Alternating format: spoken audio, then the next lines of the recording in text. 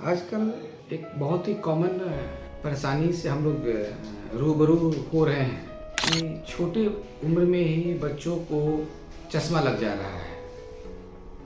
इस चश्मे में खासकर एक बीमारी है जिसको हम लोग मायोपिया कहते हैं, निकट दृष्टि दोष, जिसमें माइनस पावर का ग्लास चश्मे में लगता है।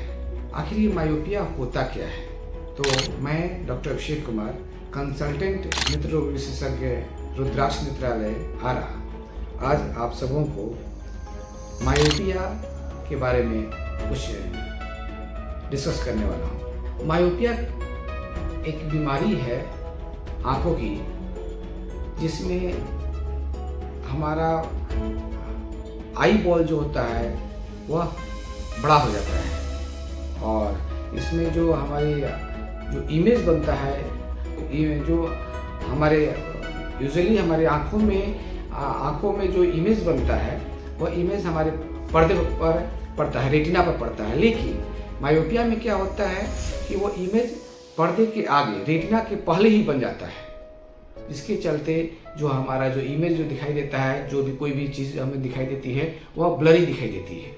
मायोपिया में हमारा आई बॉल नॉर्मल से बड़ा हो जाता है, जिसके चलते किसी भी वस्तु का जो इमेज बनता है, प्रतिबिंब जो बनता है, वह हमारे रेटिना पर नहीं पड़कर रेटिना के आगे बन जाता है, जिसके चलते कोई भी वस्तु हमें ब्लरी दिखाई देती है, धुंधली दिखाई देती है। तो आखिर ये मायोपिया निकट दृष्टि दोष होता क्यों है? ये होता है एक्सेस एकोमोडेशन का। हमारे आंखों में एक सिलियरी मसल होता है जो हमारे लेंस को सिकुड़ाती और फैलाती है। उसका एक्सेस यूज, बहुत अधिक यूज जब होने लगता है, मतलब कि हम लोग नज़दीक का काम बहुत अधिक करते हैं, जैसे कि हम लैपटॉप या मोबाइल, आजकल तो मोबाइल बहुत ही कॉमन हो गया है, तो मोबाइल का अधिक यूज कर रहे हैं, तो एक्सेस एकोमोडेशन के चलते सिलियरी मसल बहुत अधिक एक्शन लेती है, काम करती है, जिसके चलते वह रेटिना पर अपना जोर लगाती है।